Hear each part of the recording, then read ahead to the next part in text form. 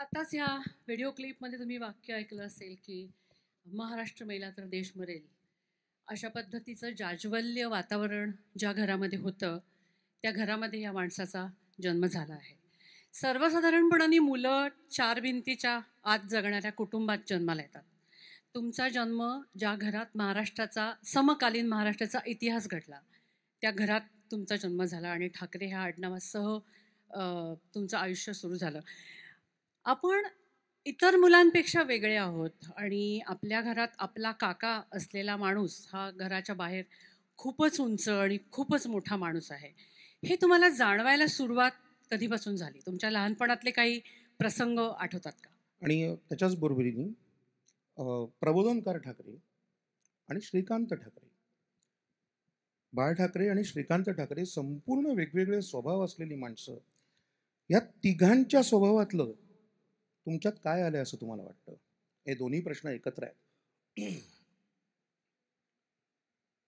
मी यांच्याकडे नंतर येतो. सर्वप्रथम मी आपणा सर्वांचे आभार मानतो. एक तर मला इथे तुम्ही बोलवलंत. मी गेले काल आणि परवा मी 2 दिवस मी यांना विचारतोय, म्हटलं लोकांपर्यंत पोहोचलंय ना हे की अशा प्रकारचा काही कार्यक्रम आहे, मुलाखतीचा कार्यक्रम आहे? कारण जेवढे जण मला आतापर्यंत भेटले गेल्या 2 दिवसामध्ये, त्याच्यामध्ये 2-3 वाक्यांच्या पलीकडे फारशी वाक्य नव्हती. कधी आलात, कधी निघणार आहात, आणि इथे कसं काय येणं झालं? आता ह्या 3 वाक्यांवरती मला कळेल ना की तुमच्यापर्यंत हे पोहोचलंय का, मी कशासाठी आलोय हे. आणि त्याच्यामुळे तुम्ही लोक इथे येणार, तुम्ही गर्दी करणार की नाही करणार, या सगळ्या टेन्शनमध्ये मी आत्ता अख्खा माझा दिवस गेलेला आहे. तर त्याच्यामुळे तुम्ही सगळेजण इतक्या मोठ्या संख्येने इथे आला त्याबद्दल मी आपला सगळ्यांचा मी खूपच आभारी आहे.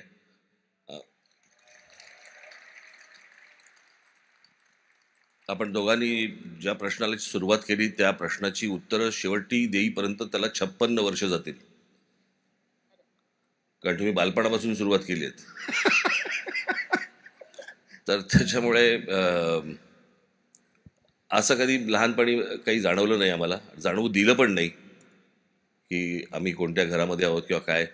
आणि खास करून बालमोहन विद्या मंदिरच्या आमच्या मास्तरांनी किंवा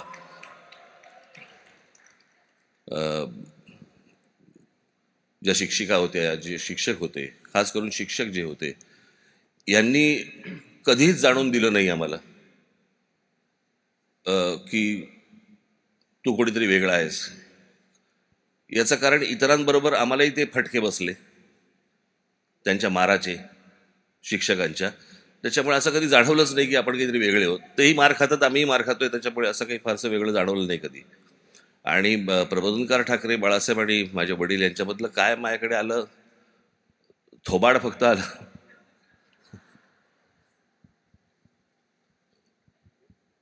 अजून नाही, अशा काही असं बऱ्याच गोष्टी आहेत अशा.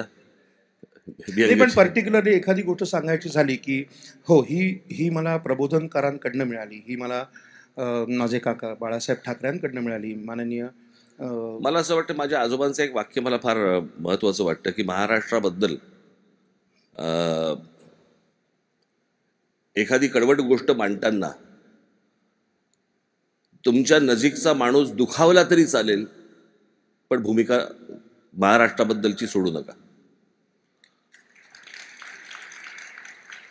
आणि ती गोष्ट लहानपणापासून मी जे कसं होतं, आपण एखाद्यावरती संस्कार झाले म्हणतो आपण, असे संस्कार कोणी करत नसतं. तुमच्या आजूबाजूला जे गोष्टी घडत असतात ते तुम्ही टिपत असता आणि ती गोष्ट तुमच्यावरती होत असते आपोआप. तशी मला असं वाटतं माझ्यावरती अनेक गोष्टींचे संस्कार झाले आणि त्यातनं तो कडवटपणा आला. वडील, अर्थातच तुम्हाला संगीताचा कान त्यांच्याकडनं आला असेल असं आम्हाला नक्की वाटतं. पण तरी देखील तुम्ही नाटक, सिनेमा, इतर कलांची आवड, आपल्या सगळ्यांनाच माहिती आहे त्यांच्या बोटात रंग आणि रेषा अशा दोन्ही गोष्टी आहेत.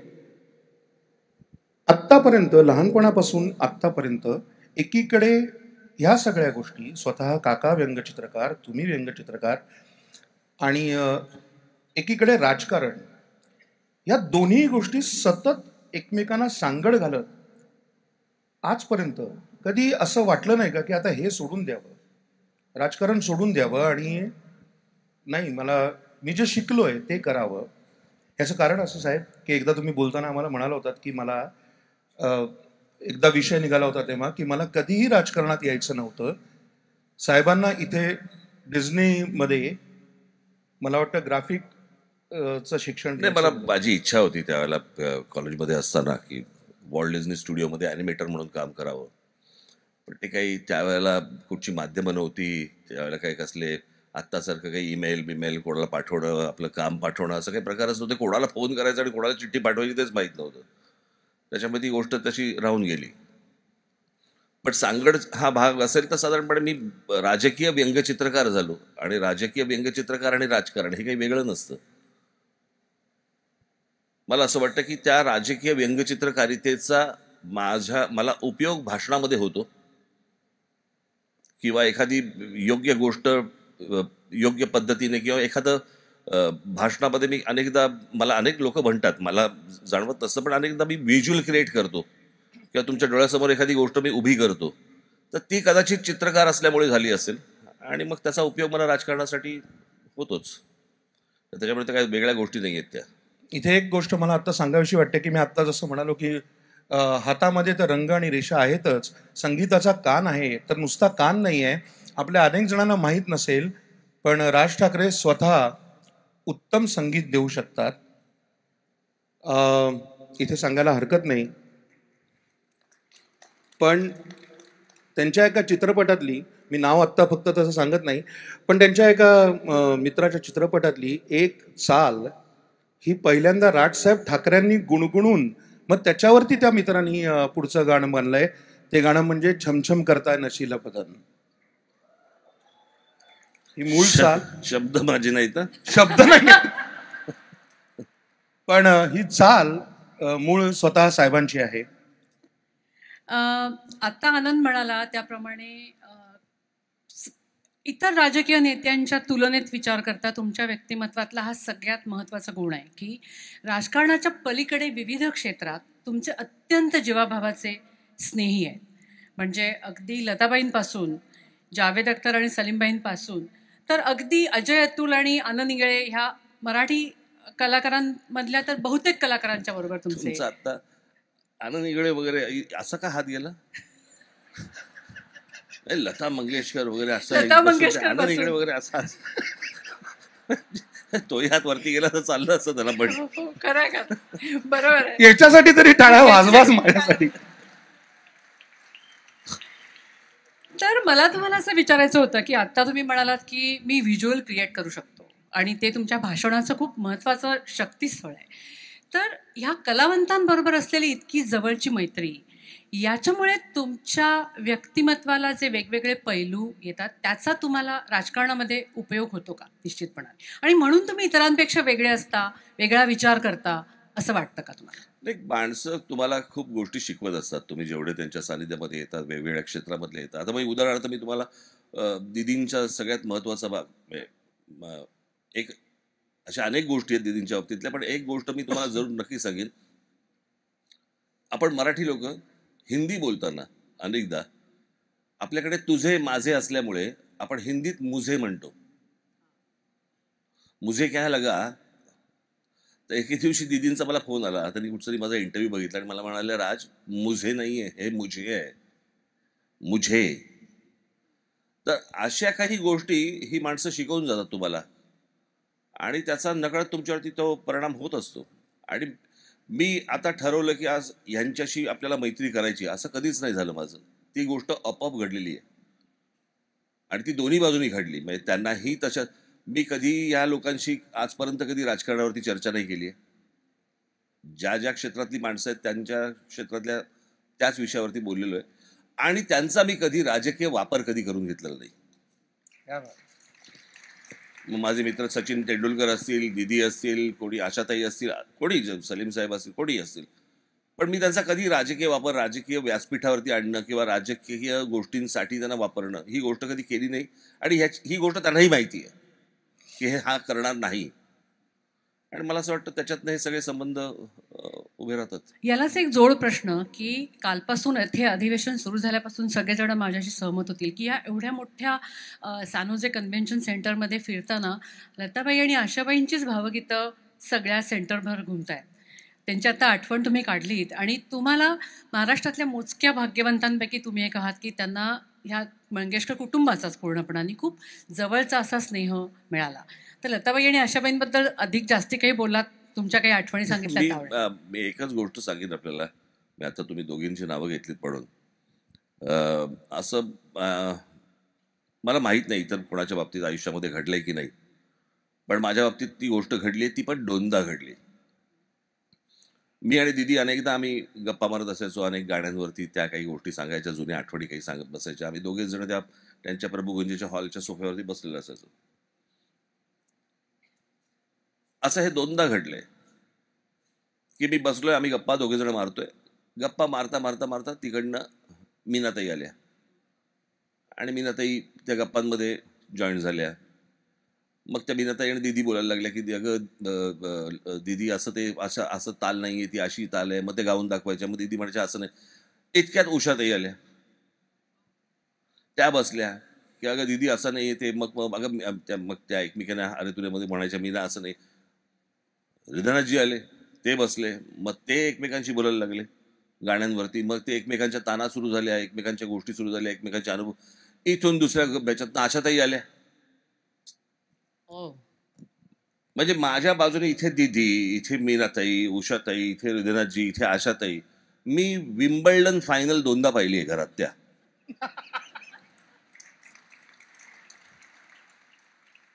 हे असं कोणाच्या नशिबात असेल की नाही मला माहिती नाही, असेलही, पण माझ्या बाबतीत घडलेली ही गोष्ट आहे. राज ठाकरे या माणसाचा स्वभाव हा शक्यतो खूप त्यांची भीती वाटते, त्यांना घाबरून असतात माणसं, असं एक चित्र आमच्या सगळ्यांच्या डोळ्यासमोर आहे. आत्तापर्यंत तुम्ही तसं ते प्रोजेक्टही केलं आहे कदाचित, पण तुमचा मूळ स्वभाव काही वेगळाच आहे. जसं मगाशी हा म्हणत होता की आज तुम्हाला राजा असं म्हणताना यारों का यार असं तुमचे अनेक मित्र म्हणतात. आत्तापर्यंत तुम्ही काहीही जे मित्रांसाठी केलंय ते डाव्या हाताने केलेलं उजव्या हाताला कधी कळलेलं नाहीये. असा हा शूर, दानशूर, कोणालाही न घाबरणारा माणूस आयुष्यात कधी दुसऱ्या कोणाला घाबरलाय का? किंवा घाबरून तिथनं पळून जायची वेळ आली असं कधी झालंय का? नाही, पळून जायची अशी वेळ नाही आली. घाबरलोय. आई. आणि तुम्ही शिक्षकांनी पण तुम्हाला फटके दिले असं त्यांना घाबरलो नाही मी, त्यांनी मारलं होतं. एक आई आणि एक माझ्या मुलांची आई.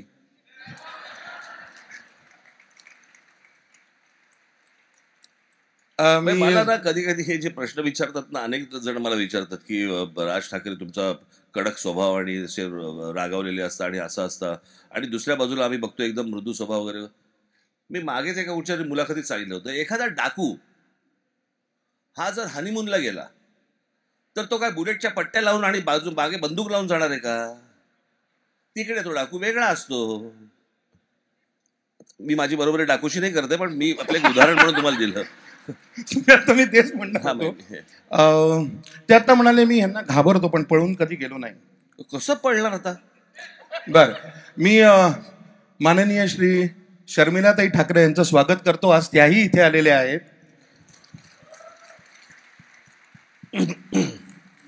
आणि तुम्हाला असं विचारतो की हे म्हणतात मी घाबरलो पण कधी पळून गेलो नाही. लाईट्स प्लीज आता लावले. हां, तर तुम्हाला असा कुठला प्रसंग माहिती आहे का मी पळून गेल्याचा? त्यांनी शोधलंय काहीतरी. अच्छा, सांगितलं होतं त्याला, विचार सांगू का नको? कोणता? 31 डिसेंबर रात्री. अरे ते लग्नाच्या अगोदरची गोष्ट. मग ते तर सांगा ना. अरे झालं असं, एक 31 डिसेंबरला आम्ही कुठेतरी बाहेरगावी गेलो आणि माझं आणि हिचं जमलं हे ह्यांच्या वडिलांना म्हणजे मोहन वाघांना माहीत नव्हतं. रात्री काहीतरी 2, 2:30, 3च्या सुमारास मी ह्यांना म्हणजे हिला सोडायला गेलो गेटपाशी. तर गेटपाशी कोणतरी मला फिरताना दिसलं. तर हिने मला सांगितलं, राजा निघ, बाबा आहेत. बरं 31 डिसेंबरची पहाट होती. मी बघतोय, म्हटलं बाबा नाही, वॉचमन आहे. ती बोलली निघ आत्ता, ते बाबा आहेत. आणि जेव्हा मला ते दिसले त्यावेळेला एकदाच पळून गेलो होतो फक्त. अच्छा, तसं पळून जाणं तेवढंच. कारण तेव्हा आम्हाला मोहन काका असं म्हणाले होते की फायनली वाघाने त्याची पोरगी सिंहाला दिली. तुम्ही काय म्हणालात त्याच्यावर? मग कशावरनं? वाघांची मुलगी सिंहाच्या घरी आली. नाही, त्यांना नाही, आम्हाला म्हणाले होते. माझी आया झडली आता सगळी. तेव्हाचे फोटो आहेत का रे?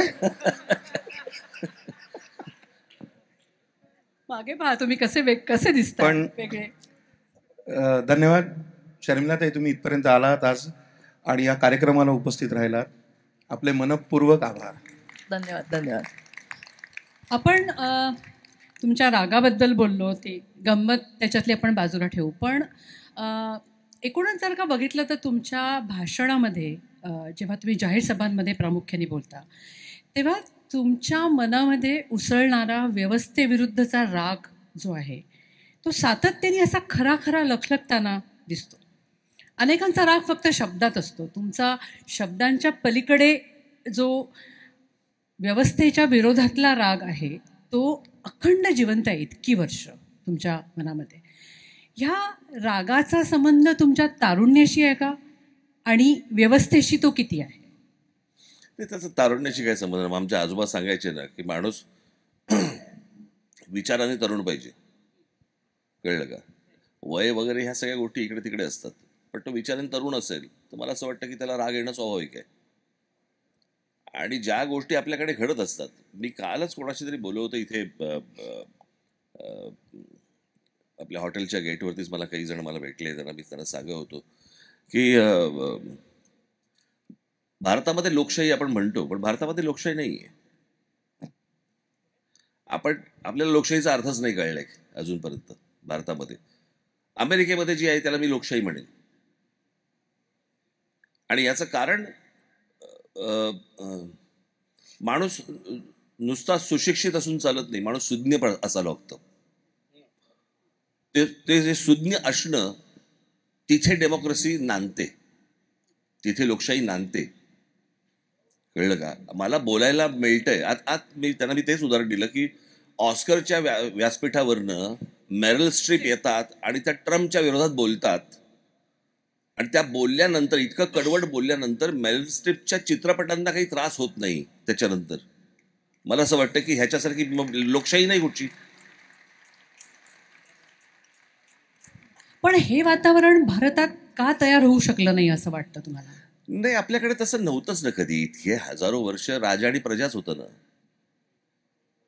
अचानक कोणाला तरी वाटलं आणि तुम्ही लोकशाही, जगातली सगळ्यात मोठी लोकशाही असलेला देश, ते फक्त आपल्याकडे पॉप्युलेशनने मोजतात, त्याचा लोकशाहीशी काही संबंध नाही. पण ज्या प्रकारच्या आपल्याकडे इलेक्शनच्या सिस्टीम चालतात किंवा ज्या प्रकारचं काय आपण ज्याला भ्रष्टाचार म्हणूया, ज्या प्रकारचं करप्शन, आता करप्शन वगैरे ह्या सगळ्या गोष्टी तुमच्या इकडे अमेरिकेत पण असतील, कुठे युरोपात असतील, अजून ठिकाणी असतील, पण खालपर्यंत नाही आलंय ते वरच्या लेवलला काहीतरी असतील गोष्टी, पण ते खालच्या लेवल आपल्याकडे सगळ्या वरपासून खालपर्यंत सगळं आलंय. आणि त्याच्यामुळे आपण एक साधं उदाहरण समजा घेतलं की एखाद्या मुलाला जर समजा डॉक्टर होण्यासाठी म्हणून जर समजा 1-2 कोटी रुपये जर समजा कॉलेजला द्यावे लागत असतील, तर तो कॉलेजमधनं बाहेर पडल्यावर डॉक्टर झाल्या पहिल्यांदा लुटायला सुरुवात करेल 2 कोटी. आता हे 2 कोटी रुपये द्यायचे, त्याच्यातनं त्यांनी डॉक्टर व्हायचं. मला असं वाटतं की ह्या पूर्वी गोष्टी नव्हत्या ना, ह्या हल्ली सगळ्या वाढायला लागल्यात आणि त्या खूप देशामध्ये खूप वाढत आहेत. मला काय देशाला आपल्या शिव्या द्यायच्या नाही आहेत, तो उत्तमच देश आहे, त्याच्याबद्दल प्रश्न नाही आहे. पण काही सिस्टीम्स अशा आहेत ज्याच्याबद्दल मला राग येतो, ज्या मी बोलून दाखवतो, ज्या मी व्यक्त करतो. तुम्ही आता म्हणालात की सिस्टीम्स काही राग येतो. अनेक वेळेला बोलताना म्हणजे मी साधी गोष्ट तुम्हाला सांगतो, साधी गोष्ट. आत्ताच निवडणुका झाल्या,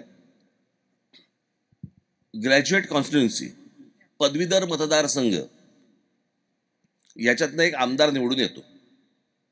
ऐका आम्ही काय म्हणतोय ते. पदवीधर मतदारसंघामधनं एक आमदार निवडून येतो. जो उमेदवार, त्याला ग्रॅज्युएट झालेली माणसं मतदान करतात. बरोबर आहे? म्हणजे शिक्षित माणूस रांगेमध्ये उभा राहून त्या माणसाला मतदान करतो. तो जो कॅन्डिडेटचा फॉर्म आहे, फॉर्म जो भरायचा, त्याच्या खाली, मी पूर्वी बघितलं होतं, आता पाहिलेलं नाहीये, पण तरी अजूनही तेच आहे, त्याच्या खाली लिहिलेलं आहे त्या फॉर्मच्या, जो उमेदवार फॉर्म भरतो, सही अथवा अंगठा. म्हणजे तो उमेदवार शिक्षित असला पाहिजे अशी अट नाहीये, पण त्याला मतदान करणारी माणसं ही शिक्षितच असली पाहिजेत. ही कोणती लोकशाही आहे? हा कुठचा प्रकार आहे? आणि दिवसा ढवळ्या तुम्हाला या सगळ्या गोष्टी दिसत असताना आपण त्या गोष्टी बस आपला देश आहे, राज्य आहे म्हणून स्वीकारायच्या, मला मान्य नाहीत त्या गोष्टी. ही साहेब झाली सिस्टीमची गोष्ट. पण अनेक वेळेला मराठी माणसाच्या सामूहिक स्वभावाविषयी सुद्धा तुम्हाला प्रचंड त्रास होतो. त्या नक्की कुठल्या कुठल्या गोष्टी आहेत मराठी माणसाच्या? इतक्या वेळेला तुम्ही मराठी माणसासाठी मी हे करीन, मी ते करीन, मी ते करीन, अशा अनेक गोष्टी तुमच्या मनात केल्या आहेत, तुमच्या मनात असतात. पण तरी मराठी माणसाचं एक सामूहिक मन आहे, जे तुम्ही अनेक वेळेला म्हणता, आणि त्याच्या काही गोष्टींचा तुम्हाला प्रचंड राग येतो. तो राग नक्की काय आहे? नाही, मला असं वाटतं की आपण मराठी म्हणून एकत्र येऊन, जसा कानडी माणूस विचार करतो, कळलं का, जसा बंगाली माणूस विचार करतो, जसा तमिळ माणूस विचार करतो, जसा गुजराती माणूस विचार करतो. गुजराती माणसं एकमेकांसमोर आली की गुजरातीमध्ये बोलतात, तमिळ माणसं एकमेकांसमोर आली की तमिळमध्ये बोलतात.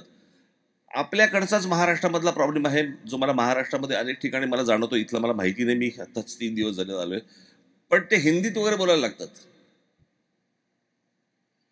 मला या सगळ्या विषयावरती मला 1-2 तासाचं लेक्चर देता येईल या सगळ्या गोष्टींवरती. पण मला एवढंच म्हणायचं की आपल्यामध्ये साधी गोष्ट सांगतो, आपण कुठे तुटतो किंवा फुटतो. आज इथे माझ्या अनेक माता भगिनी आलेल्या असतील.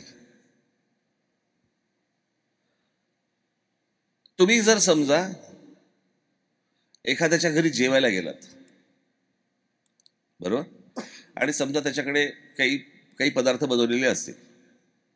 समजा आपण एक उदाहरण म्हणून घेऊया, आपण समजा तिथे त्यांनी एक वरण बनवलेलं असेल,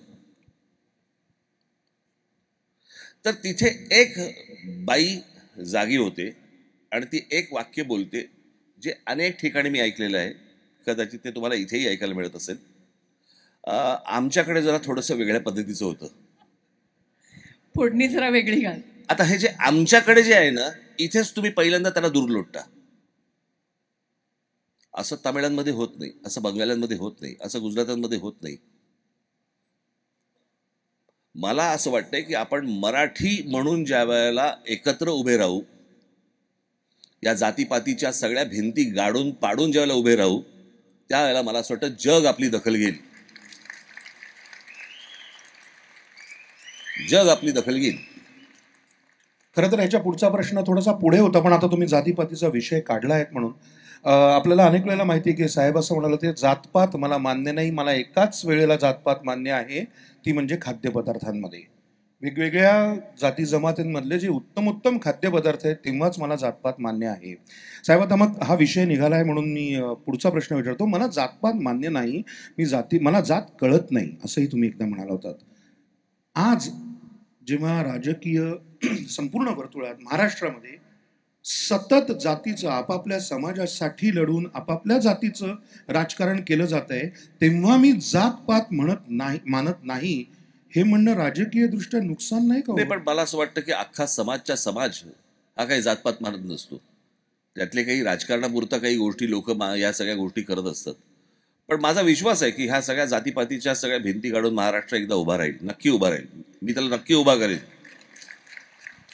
हे तुम्ही म्हणता तेव्हा ह्याला जोडून एक प्रश्न येतो. तुम्ही जे मगाशी म्हणालात ते अगदी बरोबर आहे, की सगळी माणसं काही जातपात मानत नसतात. एक विशिष्ट राजकारणातला वर्ग तो आपल्या राजकीय हितासाठी आणि शॉर्ट टर्म गेनसाठी ह्या सगळ्या गोष्टी करतो.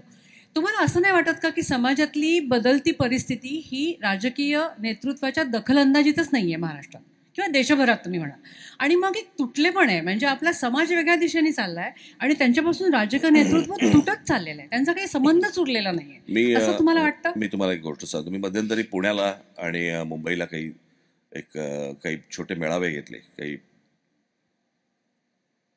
मला बरं झालं आज मी इथे या व्यासपीठावर मी आपल्याशी बोलू इच्छितो. आपण थोडासा काळाचा भाग जर समजा घेतला तर महाराष्ट्राचा इतिहास देशाचा आलाच त्याचबरोबर, पण महाराष्ट्राचा इतिहास म्हणून आपण पकडूया. या महाराष्ट्राचा इतिहास हा तुम्हाला लिहिताना काय झालं नाही काहीतरी खाली पड 95च्या आधी आणि 95च्या नंतर तुम्हाला असाच लिहावा लागेल. 95च्या अगोदरपर्यंत एक प्रकारची थोडी बहुत शांतता होती, कळलं का? 91ला म्हणजे राजीव गांधी गेल्यानंतर ज्यावेळेला नरसिंहराव ज्यावेळेला पंतप्रधान झाले, त्यांच्या इकडे अर्थमंत्री मनमोहन सिंग ज्यावेळेला झाले, त्याच्यानंतर ते गॅट डंकेल आणि या सगळ्या गोष्टीतनं मार्केट ओपन झालं. जग हे तुमच्यासाठी उघडं झाल्यानंतर जो चळवळीमधला, राजकारणामधला, इतर सगळ्या भागांमधला असा जो शिक्षित मध्यम वर्ग जो होता, आज अनेक जण ह्याच्यामध्ये बसलेले असतील, हे त्याच वर्गातले लोक आहेत. तो शिक्षित मध्यम वर्ग हा 91 नंतर, त्याच्या अगोदरचे अनेक लोक आले असतील, पण 91 नंतर झपाट्याने बाहेर पडायला लागला. आणि तो शिक्षित, ह्या सगळी गोष्टी तुम्ही कुठचंही चळवळ काढून बघा, तुम्ही आंदोलन काढून बघा, तुम्ही राजकीय पक्ष काढून बघा, तुम्ही काही काढून बघा, जो उच्च शिक्षित मध्यम वर्गाच्या हातामध्ये सगळ्या गोष्टी होत्या आणि जो गरिबांमध्ये आणि श्रीमंतांमधला तो दुवा होता, तो दुवाच बाहेर गेला. जे आत्ता भारतामध्ये आहेत ते राजकारण आणि या सगळ्या गोष्टींपासून दूर झालेत. आणि त्याच्यानंतरचा जो मध्यम वर्ग घडला तो दुर्दैवाने तितका शिक्षित नव्हता किंवा नाही आहे. आणि म्हणून तुम्हाला आता जे राजकारणाचं जे काही सगळं मातेरं झालेलं दिसतंय ते सगळं त्याच्यात नाही. त्याचबरोबरीने 95 नंतर मोबाईल फोन आले, इंटरनेट पासून सगळ्या गोष्टी, भारतामधलं बोलतोय मी, इथे अगोदर कधी आलं असेल मला माहित नाही, पण मला एकदा आठवतं आम्ही जुनं ज्यावेळेला टीव्ही पाहत असो आपण त्यावेळेला MTVचे गाणी लागायची माहिती, MTV. आणि त्यावेळेला आपल्याला असा प्रश्न पडायचा, अरे एक फ्रेम धड दाखव. ते इतकं फास्ट एडिटिंग त्यावेळेला होतं की आपण त्याचा तो वेग आपल्याला भयंकर काहीतरी विचित्र वाटायचा, बरोबर. आज तुम्ही जुने चित्रपट पाहायला गेलात तर तुम्हाला असं वाटतं यार स्लो आहे भयंकर. आपण तो वेग पकडला. आता त्या सगळ्या गोष्टींमधनं इंटरनेट आलं, मोबाईल फोन आले आणि आता तर सगळंच वाढत गेलं. या सगळ्या वाढण्यातनं दुर्दैवाचा भाग, मी परत तोच सांगतोय की अशा प्रकारे न मुरलेली जी लोकशाही असते तिथे ज्या वेळेला तुम्ही प्रत्येकाला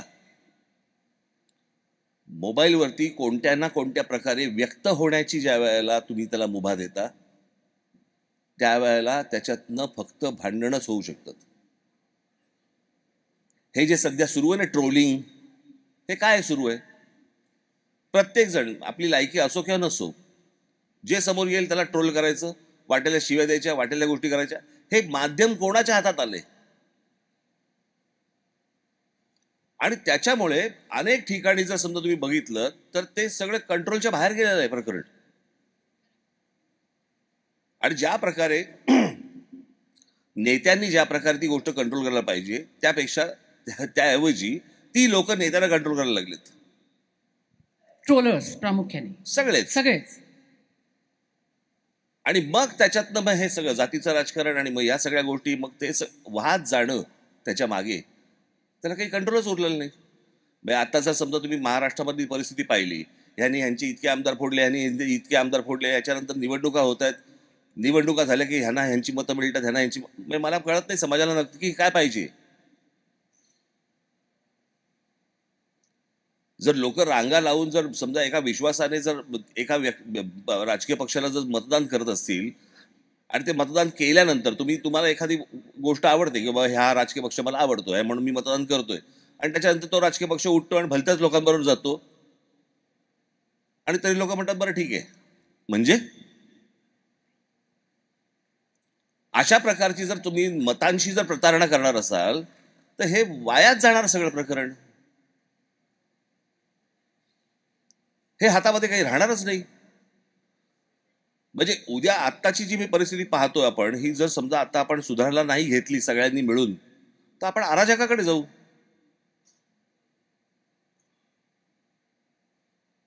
कोणीच कोणाला कंट्रोल करत नाहीये.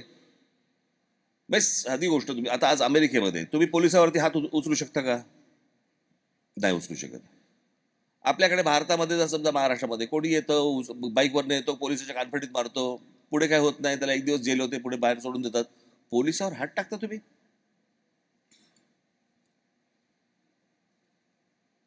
अशा प्रकारच्या जर गोष्टी आता मध्यंतरी काहीतरी किती खाली जायचं आपण, याला काही मर्यादा. आता कोणतरी एका पोराने काहीतरी ती पोरच्या गाडीत 2 मुलांना काहीतरी ते मारले पुण्याला, बरोबर आहे. त्या पोराची, त्याच्या आईची, बापाची, सगळ्यांची, आजोबांची, सगळ्यांची चर्चा सुरू आहे. आणि त्या 2 मुलं जी मेली आहेत त्यांच्याबद्दल कोणीच बोलत नाही.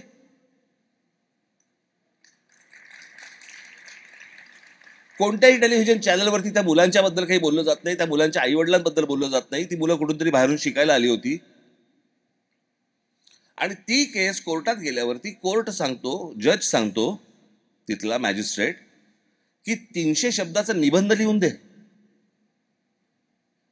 हा कोणता जज आहे? हे असंच तर येऊ शकत नाही ना. पैशाचा देणघेण झाल्याशिवाय अशा प्रकारची गोष्ट कोर्टामध्ये होऊ शकत नाही. मग तुम्ही विश्वास कोणावर ठेवणार? पोलिसांवर, कोर्टावर, नेत्यांवर, प्रशासनावर, कोणावरती? जर समजा या सगळ्या गोष्टींवरचा लोकांचा विश्वास उडाला तर आपण अराजकाकडेच जाणार, अजून कुठे जाणार? पण तुम्हाला असं नाही वाटत का की हे जे तुम्ही म्हणताय या प्रत्येक गोष्टीबद्दल सर्वसामान्य माणसांच्या डोक्यात राग आहेच, त्याचं करायचं काय हे त्याला कळत नाही? म्हणूनच ना प्रश्न असा आहे की जर समजा माझ्या मताशी जर समजा समोरचे प्रतारणा करत असतील तर त्या व्यक्तीला मी शिक्षा करणार. पण साहेब, पुन्हा तेच, सामान्य माणूस म्हणून मी मत दिलेलं आहे आणि माझं मत हीच माझी ताकद आहे. आणि आता ते बदललं. मी तुम्हाला 5 वर्षानंतर एक उदाहरण म्हणून देतो.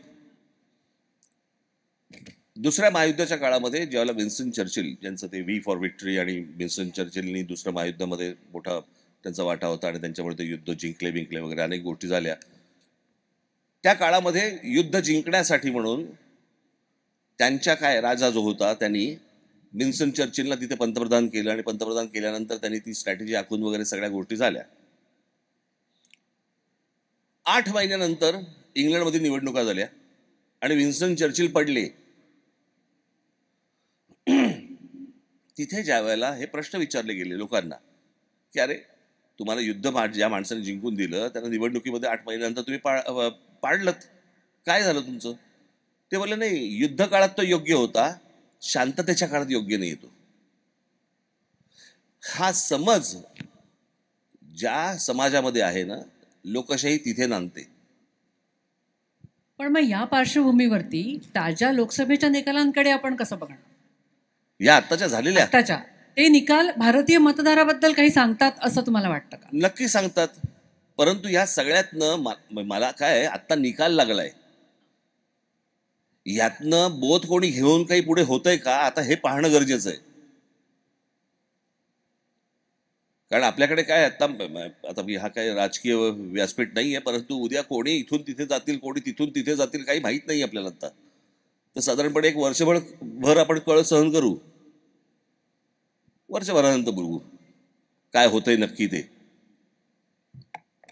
कारण आता जे काही सुरू आहे ते काही, पण मला ज्या प्रकारचा निकाल लागला, सगळ्यांना व्यवस्थित जमिनीवरती आणून व्यवस्थित ठेवलेलं आहे.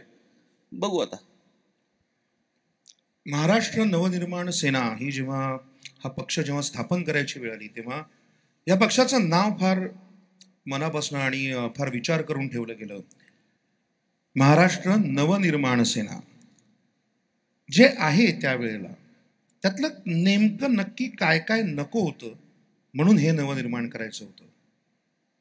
म्हणजे मला लोकांचा, तरुणांचा, तरुणींचा या राजकारणाकडे, महाराष्ट्राकडे, देशाकडे बघण्याचा दृष्टिकोनच बदलला पाहिजे. मला असं वाटतं माझी एक 16 मिनिटाची मी एक ॲस्थेटिक वरती एक मी डॉक्युमेंटरी केली होती 2014ला. कदाचित त्यांच्यापैकी काही जणांनी पाहिली असेल. पण मला मला महाराष्ट्र कसा दिसतो, आता एक साधी आपण गोष्ट बघूया. माझं माझ्या देशावरती प्रेम आहे. ओके, म्हणजे काय? म्हणजे काय? बॉर्डरवर जाणार आहेस, गोळीबार करणार आहेस, काय करणार आहे? माझं माझ्या देशावरती प्रेम आहे म्हणजे काय? म्हणजे आपण काय करणार आहोत? मला असं वाटतंय की त्या माझ्या डॉक्युमेंटरीमध्ये तीच गोष्ट आहे त्याच्यामध्ये, की माझ्या घराच्या आजूबाजूचा परिसर हा जरी मी स्वतः स्वच्छ ठेवला, असा प्रत्येकाने विचार केला, तरी देश स्वच्छ होईल. माझं माझ्या देशावरती प्रेम आहे. आज तुम्ही ज्यावेळेला अमेरिकेमध्ये फिरता, ज्यावेळेला तुम्ही युरोपमध्ये फिरता किंवा बाहेर इतर देशांमध्ये जेव्हा फिरता, त्यावेळेला असं वाटतं की खरंच त्यांचं त्यांच्या देशावरती प्रेम आहे, कारण ती गोष्ट ते स्वच्छ ठेवतात. आज ज्या प्रकारचे, मी आता कालच सॅन फ्रान्सिस्कोला जाऊन आलो, मी आयुष्यात पहिल्यांदा गेलो तिकडे. काय शहर आहे सुंदर. असं शहर बघताना असं वाटतं वेल डिझाईन शहर आहे. मी त्या डॉक्युमेंटरीमध्येच मी एक वाक्य टाकलं होतं की आज जर समजा तुम्ही गेलात हिरोशिमा आणि नागासाकीला, तर आपला कोणाचा विश्वास नाही बसणार की इथे 2 अणुबॉम्ब टाकले होते. अणुबॉम्ब. मग आपली शहरं जी आहेत ही काही कारण नसताना बॉम्ब टाकण्यासारखी वाटतात.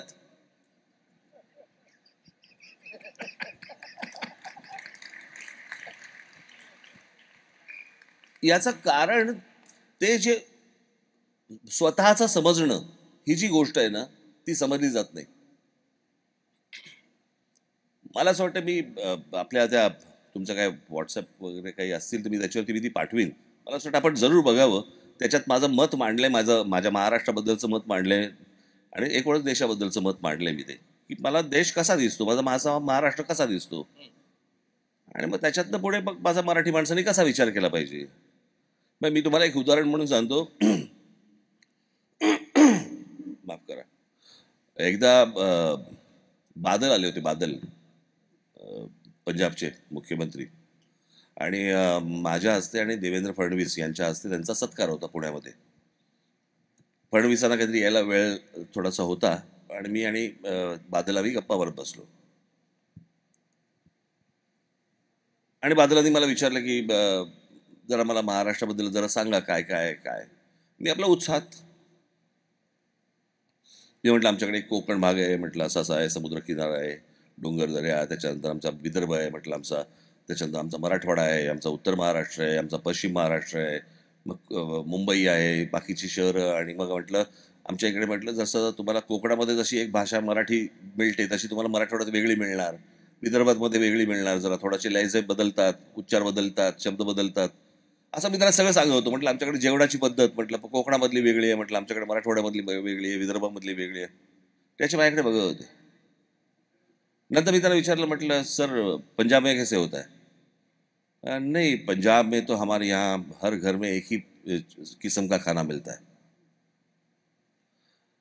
मला वाटलं मी विविधतेमध्ये मी माझ्या थोबाडीत मारून घेतली. ही विविधता जी आहे ना, ही आपल्याला दूर लोटते.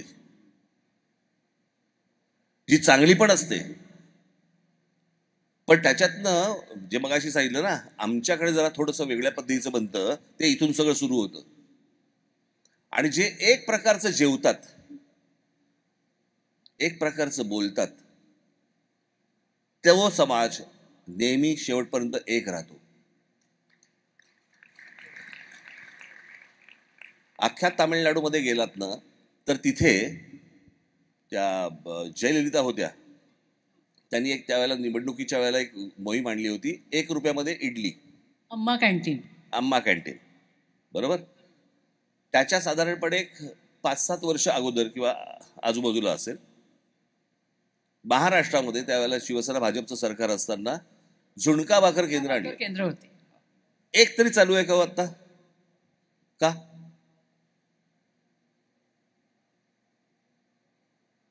कारण आमच्यासारखा झुणका नाही बनत इथे. प्रत्येक विभागात झुणक्याची चव पण वेगळी आहे. प्रत्येक ठिकाणचा झुणका वेगळा आहे. आता आमच्याकडे जर झुणकाच प्रत्येक ठिकाणी वेगळा मिळणार असेल, आम्ही एका शब्दात एका चालीत कसं बोलायचं? आणि या सगळ्या गोष्टींसाठीचा जो महत्वाचा दुवा आहे, मला असं वाटतं तो सगळ्यात महत्वाचा दुवा हा मराठी आहे. भाषा, मराठी माणूस. तुम्हाला महाराष्ट्र, ह्या महाराष्ट्र हा तुम्हाला एक ठेवणं गरजेचं आहे. नाही तर फोडायला काय लागतो वेळ आपल्याकडे. पण मग ह्याच्याशी भौगोलिक संदर्भाचा काही संबंध असेल का? कारण आता हे बघा, इथे बसलेली सगळी माणसं महाराष्ट्राच्या सगळ्या भागातून आलेली आहेत. ती देशाच्या बाहेर गेली की मराठी म्हणून एक होता, आणि तिथे असताना विदर्भातली आणि मराठवाड्यातली वेगळी असतात. हे का? माझा एक मित्र फार छान बोलला. त्याने सांगितलं की आम्हाला, आपल्याकडे पूर्वी कोकणामध्ये अनेक पुढारी जायचे आणि पुढारी जाऊन बोलायचे की आम्ही कोकणाचा कॅलिफोर्निया करू. त्यांच्या लक्षात आलं की आता हे होऊ शकत नाही. मग अनेक कोकणस्थ उठले तिकडनं आणि कॅलिफोर्नियात आले.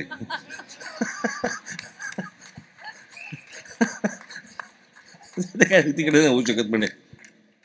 त्यांनी कॅलिफोर्नियातच कोकण आणलं असं म्हणायला. थोडंसं वैयक्तिक म्हणजे जरा जपू ना. हो, आता संस्थेला, पक्षाला 18 वर्ष झाली. या संपूर्ण काळामध्ये अनेक चढ उतार पक्षाने पाहिले, अनेक आरोप पक्षावर झाले, अनेक अपेक्षाभंग काही माणसांकडनं झाले. या सगळ्या प्रवासात तुमच्या अगदी लहानपणापासून सर्व स्तरांवर, प्रत्येक बाबतीत, शाळा असू दे, कॉलेज असू दे, मैत्री असू दे, राजकारण असू दे, या सगळ्या वेळेला काही माणसं तुमच्याबरोबर कायम राहिली. त्यापैकी एक नाव आहे आमदार नितीन सरदेसाई. आज नितीन सरदेसाई सुद्धा आपल्याकडे इथे आलेले आहेत. Lights please. मला आता प्रश्न काय? प्रश्न तुमच्या ऐवजी थोडासा त्यांना आहे, तुमच्या स्वभावाविषयीचा. तो असा आहे की नितीन सर, आपलं आधी स्वागत आहे. तुम्ही इतकी वर्ष राज ठाकरे यांच्या प्रत्येक वेगवेगळ्या परिस्थितीमध्ये कायम बरोबर आहात. माझ्या तुम्हाला राज ठाकरे किती माहिती आहेत, यापेक्षा मला तुम्हाला विचारायचंय की किती राज ठाकरे तुम्हाला माहिती आहेत. कारण राज ठाकरे कलावंत, राज ठाकरे राजकारणी, राज ठाकरे मित्र, राज ठाकरे कुटुंब प्रमुख, असे कितीतरी राज ठाकरे आहेत. आणि प्रत्येक वेळेला हा, म्हणजे तुम्हाला काय वाटतं, तुम्ही इतके दिवस ह्यांच्या बरोबर आजपर्यंत असण्याचं कारण काय? त्यांच्या स्वभावातली कुठली गोष्ट तुम्हाला अशी वाटते? मला ना स्तुती ऐकायला आवडत नाही. त्यांच्या स्वभावातली कुठली गोष्ट तुम्हाला आवडत नाही? हा, म्हणजे ते स्तुती करतीलच असं नाही. शिव्या ऐकायची इतकी सवय लागली आहे. असं आहे की त्यांच्यातला अँग्री यंग मॅन सगळ्यांनी बघितला आहे. तो सभांमधून असेल किंवा कुठेही असेल, पण त्यांच्यातला एक स्वतःच्या कुटुंबासाठी किंवा त्याच्या सगळ्या मित्रमंडळाच्या कुटुंबासाठी सुद्धा असला एक प्रेमळ माणूस तुम्ही अत्यंत जवळून वर्षानुवर्ष बघितला आहे. आणि तो खूप वेगळा आहे. म्हणजे ह्यापैकी घरातल्यांना कोणाला काही आजारपण किंवा काही झालं तर त्यासाठी जो पिता आपल्या मुलांसाठी किंवा कोणासाठी जितकी काळजी घेईल, तितकंच आजूबाजूच्या आणि मित्रमंडळांमध्ये सुद्धा जर त्यांच्या कुटुंबामध्ये कोणाला काय झालं तर पहिलं उठून डॉक्टरला फोन करण्यापासून त्याला ॲडमिट करण्यापर्यंत, आणि त्याच्यानंतर जर त्याला काही गरज असेल तर ती ह्या हाताची ह्या कानाची त्या कानाला न कळता ती झालेली असते. आणि त्याचा उल्लेख त्याच्यानंतर पुढच्या आयुष्यामध्ये कधीही होत नाही. हे राज ठाकरे मी अत्यंत वर्षानुवर्ष जवळून पाहतोय, आणि ते वेगळे पण या नेत्यामध्ये नक्कीच आहे. आणि कदाचित तेच कारण असेल की आमची मैत्री टिकली. हां, त्याच्यात एक व्यसन पण आहे त्यांचं, ते म्हणजे मैत्रीचं. प्रचंड सगळ्या, कारण मला फक्त सुपारीच्या खांडाचंच व्यसन नाही आहे. नाही, हे व्यसन मैत्रीचं जे आहे, त्यामुळे मगाशच्या प्रश्नाशी असं आहे की इतकी या सगळ्या क्षेत्रातले मित्रमंडळ कसे, तर त्याचं कारण हे आहे की ह्यांच्यामध्ये कुठला तरी तो असा एक आकर्षून घेणारे काहीतरी त्या व्यक्तिमत्वामध्ये आहे. एकदा माणूस जोडला गेला की तो कायम तसाच राहतो. कदाचित सेम पेजवर असतात, म्हणजे मध्ये किती वर्षांची गॅप गेली, पुन्हा भेटल्यावर ते तिथेच असतात. हे वेगळे पण नक्कीच आहे. मला आपणा सर्वांना एक प्रश्न विचारायचा आहे. आपण सगळे आता जे आलायत ते ह्या मुलाखतीसाठी आलायत ना? नक्की ना? हां. नाही, मला काय झालं होतं, एकदा मागे मी नगर जिल्ह्यामध्ये एक कर्जत नाही, कर्जतच मला सुटतं, वरती तिकडे कर्जत जामखेड म्हणून बाग आहे. तिथे प्रचार सभेला गेलो होतो मी. 95ची गोष्ट सांगतोय. आणि इथे खूप डोंगरावरती असं वरती होतं. तिकडे मी गेलो, तिथे तर प्रचंड थंडी होती. प्रचंड म्हणजे प्रचंड थंडी. मी गेलो व्यासपीठावर तर सगळेजण कानटोप्या बिनटोप्या घालून होते. समोर बसलेली जी लोक होती सगळं भरलं होतं. मला असं 92 वगैरे असेल त्याला, 92ला वगैरे. आणि सगळे समोर लोक बसले होते, सगळे घोंगडीमध्ये होते, आतमध्ये होते सगळे. बरं, काही टाळ्या वाजल्या तर आतल्या वाजायच्या मला काहीच कळायचं नाही, आणि काही हसले तरी पण मला काही समजायचंच नाही ते सगळं. आणि मी आपल्याला, आणि तिथे कसं होतं, बाकीचे सगळे घोंगडीमध्ये, कानटोप्यांमध्ये, शालीमध्ये सगळे. मी झब्ब्या लेंग्यात, मला कोणी सांगितलंच नाही. त्याच्यामुळे मी आणि झेंडा हे दोघे फडफडत होतो तिकडे. आणि मी तिथे पोचल्यानंतर मी भाषण माझं संपलं. राष्ट्रगीताला लोक उभी राहिली, राष्ट्रगीत संपलं आणि लोक परत बसली. म्हटलं आता का बसलेत? नंतर पिक्चर आहे ना. तेव्हा मला कळलं पिक्चरसाठी आले होते, त्याच्यामध्ये मी भाषण करून गेलो. तर असं नाही आहे ना आत्ताची मुलाखत? असं नाही, असं नाही. हां, जे बोलतायत ते तुमच्या विषयीच बोलताय. विचारलेलं बरं. नाही, पण सरदेसाईंच्या उत्तरानंतर त्यातूनच एक प्रश्न तयार होतो की आज नितीनजी इथे आहेत, अनिल शिदोरे इथे आहेत. वेगवेगळ्या क्षेत्रामध्ये काम करणारी अशी विचारी माणसं तुम्ही तुमच्या पक्षाबरोबर दीर्घकाळ जोडून ठेवलेली आहेत. आणि थिंक टँक म्हणजे मी नाशिकची आहे, त्याच्यामुळे नाशिकमध्ये आपल्या महानगरपालिकेच्या निवडणुकांमध्ये तुम्ही जे वेगवेगळे प्रयोग केले होते ते आम्ही मतदार म्हणून जवळून पाहिलेले आहेत. त्या विषयात आपण जायला नको. पण मला प्रश्न विचारायचा तो असा आहे की या पद्धतीचा विचार करणारी, नव्या दिशेने जाऊ इच्छिणारी, त्या दिशेने जाण्याचा मार्ग माहिती असणारी माणसं राजकारणात ह्याच्या पुढच्या काळात येतील का, असं चित्र आहे. कारण आजूबाजूचं जे काही भीषण आणि बकाल वास्तव आहे ते पाहता नवा विचार करणारा आणि जग बदलायची इच्छा असणारा कोणीही तरुण मुलगा किंवा मुलगी राजकारणात मी जाईन अशी महत्वाकांक्षा असलेलं कोणाला तुम्हाला ऐकू नाहीये. आत्ताचं उदाहरण देतो मी. हां, आत्ता म्हणजे एक अर्धा पाऊण तासापूर्वीचं. ओके. शर्मिलाच्या एक मैत्रिणी इथे बसल्या आहेत समोर. त्यांची एक मैत्रीण आत्ता त्यांना भेटायला आली होती. त्या बसल्या असतील इथे कुठेतरी. नाही, त्या हे नाही, ह्या सुलू ते त्यांची एक मैत्रीण बसली होती. त्या मैत्रिणीचा मुलगा किती वर्ष झाली? 8 वर्ष झाली. तो इथे वाढलाय, इथे जन्माला आला, सगळं काही इथून केलं. त्याला कुठची भाषा येत नाही. तो इथून मुंबईला गेला. मुंबई, काठमांडू, कलकत्ता अशा अनेक ठिकाणी ज्या मुलींना जबरदस्ती वेश्या व्यवसायाकडे पाठवलं जातं त्या मुलींची सुटका करण्यासाठी म्हणून तो माणूस प्रयत्न करतो. मुलगा तरुण पोरगा आहे. त्या एका मिशनसाठी म्हणून तो तिकडे गेलाय. जो इथे जन्माला आला, इथे शिकला, इथे वाढला, आणि एके दिवशी त्याला असं वाटलं की नाही, मला या विषयात काम करायचंय, म्हणून तो मुलगा उठला, इथून गेला आणि भारतात आत्ता तो काम करतोय या विषयावरती. आज अनेक तरुण इथे असतील. मला असं वाटतं की महाराष्ट्रासाठी आपल्याला जर काही समजा काही करायची इच्छा असेल, वाटत असेल, तरी जरूर तिथे महाराष्ट्रामध्ये या. पण आखूड शिंगी, बहुदुधी, कमी चारा खाणारी गाय जगात मिळत नाही. कळलं का? मला ढोसलं पण नाही पाहिजे, पण चारा पण कमी खाल्ला पाहिजे, दूध पण जास्ती दिलं पाहिजे, असं अशी कुठचीच गाय नसते. तर त्याच्यामुळे जर यायचं असेल तर मला असं वाटतं सर्वस्व पणाला लावून तुम्हाला यावं लागेल. आणि जे काही महाराष्ट्रासाठी म्हणून, मराठी भाषेसाठी, मराठी माणसासाठी म्हणून करता येईल, देशासाठी करता येईल, ते मला असं वाटतं तुम्ही केलं पाहिजेत. कारण तरच मी तुम्हाला सांगतो, मला ह्या सर्व लोकांचे, हे सगळे अमेरिका स्थित, अनेक जण युरोप स्थित अनेक लोक आहेत भारतामध्ये गेले, खास करून आपले मराठी लोक. मला तुमच्याबद्दल प्रचंड कुतूहल आणि कौतुक आहे. ऐकून तर घ्या. पण तुम्ही कौतुक आहे म्हणालात ना. तेच तर सांगतो की पाण्यापासून टॉयलेट पेपर पर्यंतचा जो प्रवास आहे, मला असं वाटतं तो अद्भुत आहे.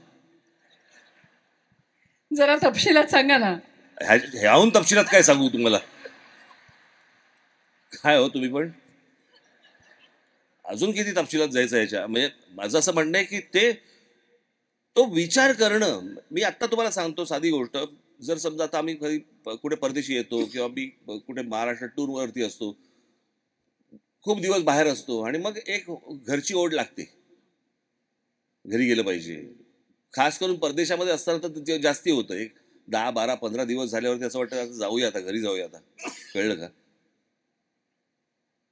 तो जो होमसिक होणं जे आहे ते न होता ह्या लोकांनी एके दिवशी विचार केला की मी आता आज घर सोडतोय, एका देशात, वेगळ्या देशात जातोय जिथे मला कोणी ओळखत नाहीये आणि मला माझं तिकडे आयुष्य घडवायचं. मला असं वाटतं हा विचारच क्रांतिकारक आहे की अशा प्रकारे विचार करणं, तुम्ही सगळं सर्वस्व सोडून देणं, जिथे तुम्ही सगळे लहानपणापासून वाढला, जे काही लहानपणापासून पाहिलं, जे काही गोष्ट असेल, आणि एके दिवशी तुम्ही निघालात. खास करून तर मला अशा ज्या महिला असतात, माझ्या माता भगिनी ज्या आहेत इथे, त्यांची तर काही जणींचं तर मला त्यांचं जास्ती कौतुक वाटतं की नवरा परदेशामध्ये आहे म्हणून मला यायला लागलं. म्हणजे माझ्या मनात नाही आहे, पण आता माझं लग्न झालंय, पण मला आता यायला पाहिजे इथे, आणि इथे आल्यानंतर रुळायचं. मला असं वाटतं हे अद्भुत आहे अशा प्रकारे विचार करणं. मला त्या मुलाचं पण देखील मला त्याचं कौतुक वाटतं की तो असा इथे जन्माला आला, इथे वाढला, इथे मोठा झाला, सगळा शिकला इथे, आणि एके दिवशी म्हणाला आई वडिलांना की मी चाललो भारतात.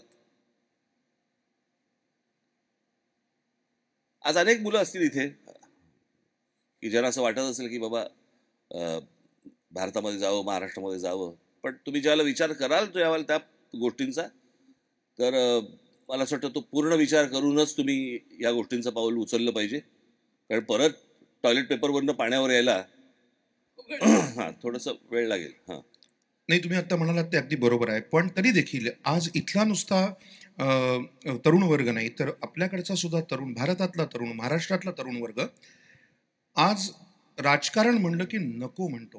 हो.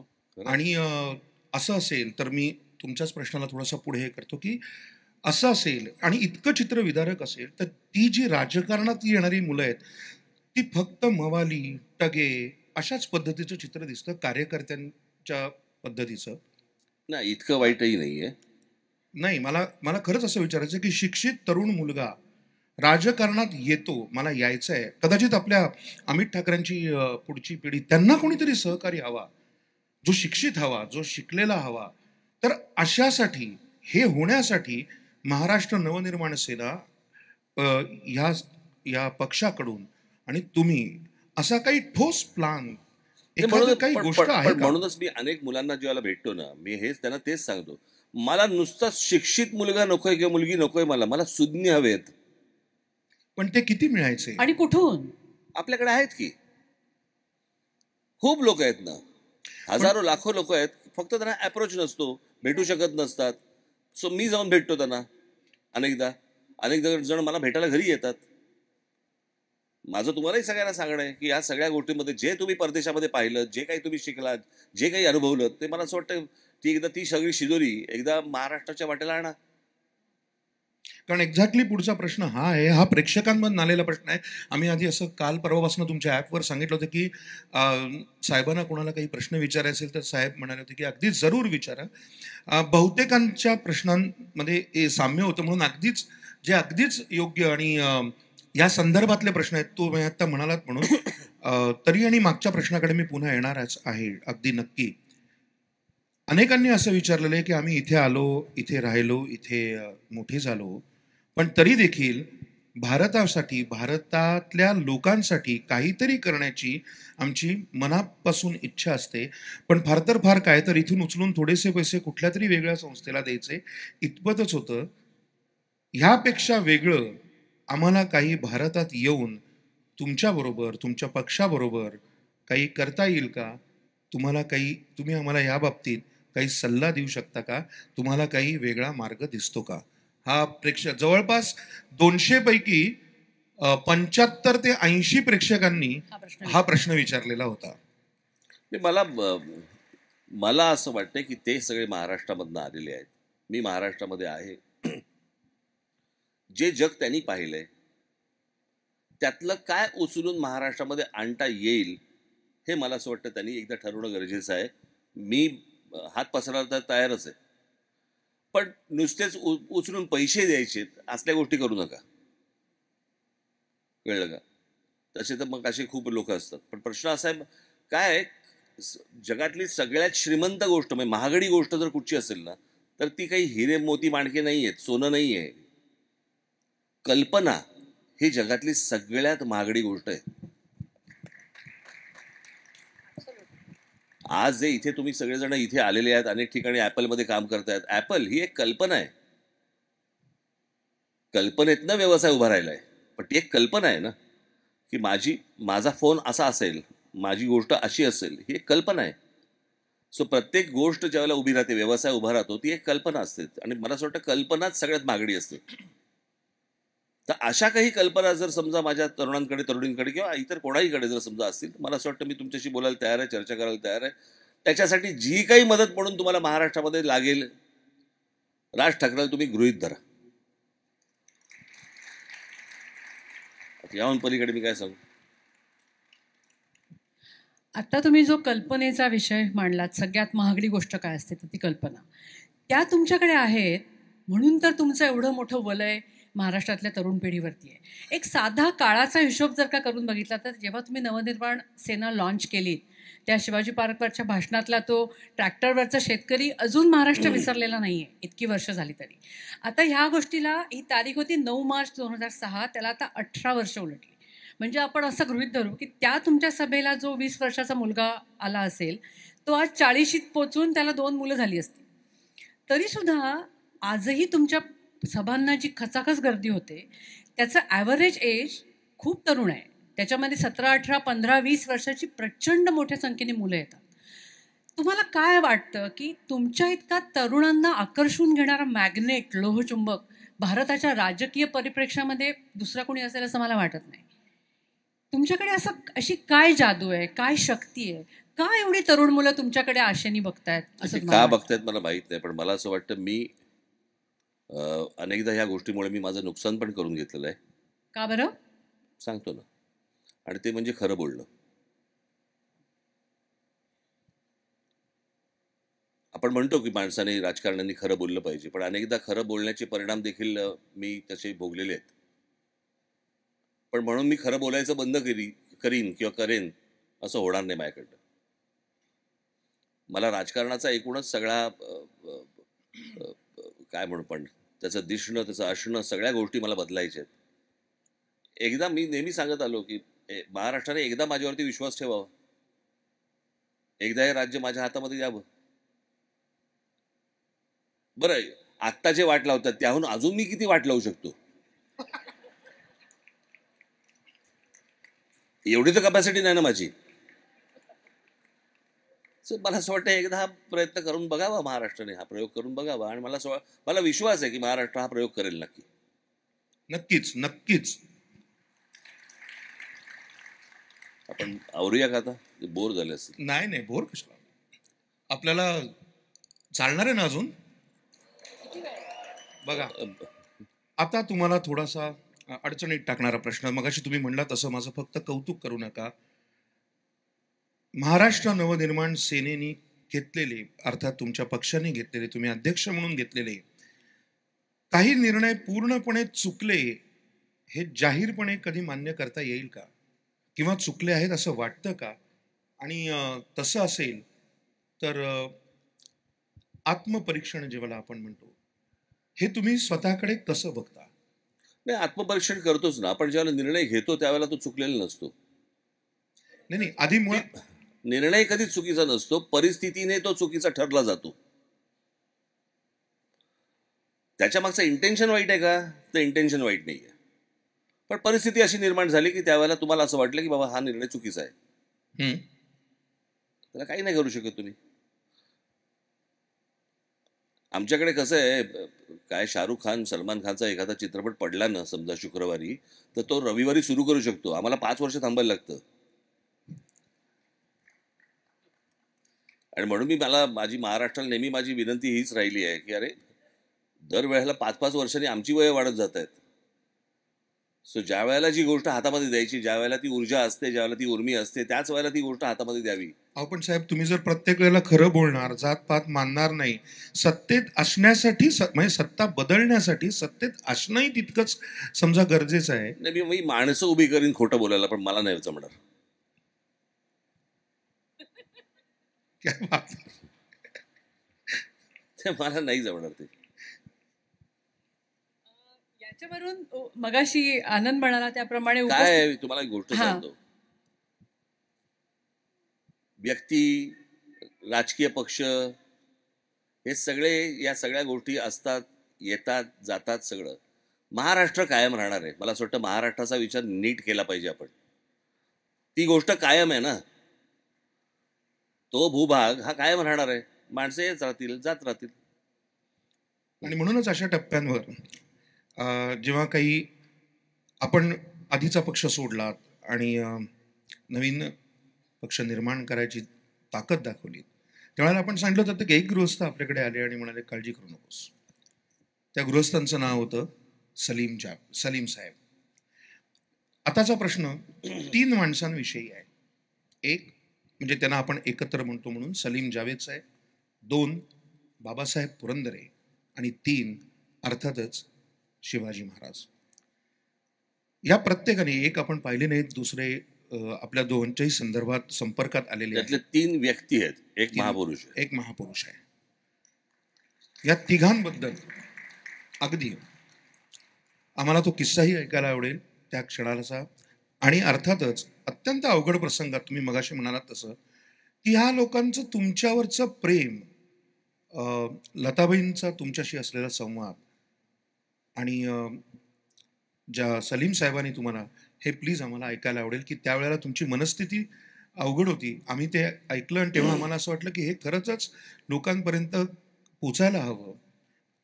आणि तेव्हा ते तुम्हाला येऊन घरी आले, तो प्रसंग प्लीज आम्हाला सांगाल का पुन्हा? नाही, मला नाही आवडत मला या सगळ्या गोष्टी सांगायला. नाही, परत प्लीज सांगा. नाही, नका ते, मला तो विषय सोडून द्या. मला स्वतः ज्या गोष्टी झाल्यात त्या झाल्यात. आता मला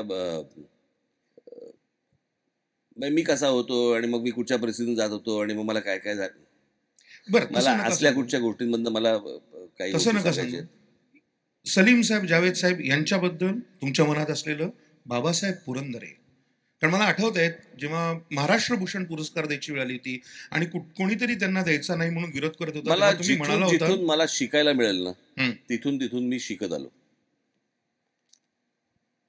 समाजाकडे कसं पाहावं, राष्ट्राकडे कसं पाहावं, भाषेकडे कसं पाहावं, माणसांकडे कसं मला असं वाटतं बाबासाहेब असतील, सलीम साहेब असतील, जावेद साहेब असतील, कोणी माझे वडील असतील, बाळासाहेब असतील, माझे आजोबा असतील, कोणी असतील, अनेक लेखक आपल्या महाराष्ट्रामधले होऊन गेले, दीदी असतील, आशाताई असतील, ह्यांनी मला असं वाटतं की आपण कसं जगलं पाहिजे, आपण काय केलं पाहिजे, हे मला शिकवत गेले ते. आणि मी ती गोष्ट हेरत गेलो. म्हणजे त्या एका फरारी की सवारी नावाचा चित्रपट होता, त्याच्यामध्ये एक फार छान वाक्य होतं की एक तो स्वतःच्या मुलाला स्कूटरवरनं घेऊन चाललेला असतो आणि सिग्नल मोडतो. आता सिग्नल मोडल्यावरती तर काय आजूबाजूला बघतो कोणी पोलीस वगैरे नसतो म्हणून पोलिसाकडे जातो, हवालदाराकडे. तो म्हणतो की मला हे भरायचे, पैसे भरायचे. तो म्हणतो कसले? तो बोला मी सिग्नल तोडला ना. तो बोला सिग्नल तोडला? कुठे तोडला? म्हणतो मागच्या सिग्नलला. मग तिकडे पोलीस नव्हता? तो म्हणतो नाही, तिकडे पोलीस नव्हता. मग कोणी बघितलं का? तो बोला कोणी बघितलं? हो बघितलं ना. तो म्हणतो कोणी बघितलं? तो म्हणतो मुलांनी बघितलं ना. जो देखेगा वही सीखेगा ना. आता त्या मुलाला जर तशी सवय लागली की हे सिग्नल तोडायची आहे, तर तो तेच करणार. मला असं वाटतं की मी ह्या सगळ्या लोकांकडनं, या सगळ्या व्यक्तींकडनं मी खूप गोष्टी हेरल्या, खूप गोष्टी घेतल्या. आणि मी स्वतःला त्या बाबतीत भाग्यवान म्हणतो की ही लोकं माझ्या आयुष्यात आली. असे अनेक लोक आहेत की ज्यांच्याकडनं मी काही गोष्टी शिकल्या. म्हणजे मी बाळासाहेब ज्यावेळेला मला लहान असताना मला व्यंगचित्र ज्यावेळेला शिकवायचे त्यावेळेला काही काही व्यंगचित्र मला ते दाखवायचे. आणि त्याचं एक आणि मला ना त्या बाबतीत मी जरा बरं आहे. मी एक वाक्य एखादं कुठचं कोणी बोललं ना तसं माझ्या आतमध्ये आर पार जातं. ते एक व्यंगचित्र कुठचं तरी मला समजवत होते आणि समजवत असताना त्यांनी मला सांगितलं की हा स्ट्रोक असा नको मारू, हा त्याचा स्ट्रोक आहे, तू नको मारायला जाऊ आत्ता. कळलं का? त्याचं कॉम्पोजिशन बघ, त्याचं पर्स्पेक्टिव्ह बघ कसा आहे काय आहे वगैरे. आणि त्याच्यात त्यांनी एक वाक्य सांगितलं की तू या सगळ्या हा जो व्यंगचित्रकार आहे ह्याचा इफेक्ट घे, त्याचे डिफेक्ट्स घेऊ नकोस. कळलं का? तर मला असं वाटतं की मी ह्या सगळ्या लोकांकडनं जे चांगले इफेक्ट्स आहेत ते मी वेचत आलो आणि घेत आलो. जेवढं माझ्याकडनं शक्य होईल तेवढं मी घेत आलो. सो आणि मला असल्या कुठच्याही फ्लॅशबॅकमध्ये रमायला आवडत नाही.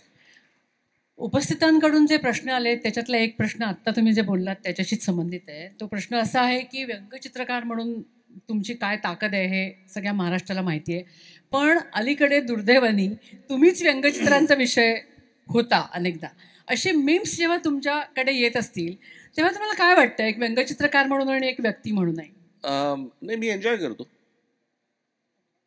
फक्त बऱ्याचदा असं मला वाटतं की अरे बाबा रे, त्याला बोलून सांगावं असं वाटतं जरा थोडं ड्रॉइंग सुधार. हां, किंवा तुझा जी पंचलाईन आहे ती सुधार. अशा काही गोष्टी सांगाव्याशा वाटतात. पण मी एन्जॉय करतो. काय त्याच्यामध्ये काय, 2 द्यावेत 2 घ्यावेत. झालं. नाही, आता अजून एक महत्वाची गोष्ट, आपल्या सगळ्यांना अत्यंत आनंद होईल अशी एक गोष्ट मी आता साहेबांना विनंती करणार आहे. तुम्ही आमच्याशी गप्पा मारल्यात, मनातलं बोललात, मराठी माणसाविषयी बोललात, इथल्या अमेरिकन माणसांनी आपल्यासाठी काय करावं ह्या संदर्भात आपण गप्पा मारल्या. पण आत्ता जो विषय निघाला व्यंगचित्रकार, तुम्हाला इथे चित्र काढल्याशिवाय तर आम्ही सोडणार नाही साहेब. काय पाहिजे ना? अरे थांब ना, पण त्याच्या आधी एक शेवटचा प्रश्न आहे. बर, प्रेक्षकांकडूनच आलेला आहे, सहभागी लोकांकडून. वूप ॲपवर सगळ्यात जास्ती लोकांनी विचारलेला प्रश्न विचारायची हिंमत मी तुमच्या वतीने करते. तो प्रश्न असा आहे की राज ठाकरे हे महाराष्ट्राचे मुख्यमंत्री झाल्याची बातमी आम्हाला केव्हा कळणार, केव्हा मिळणार? केव्हा मिळणार? झाला.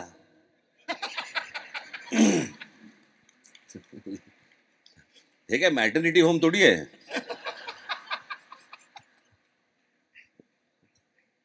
झालं.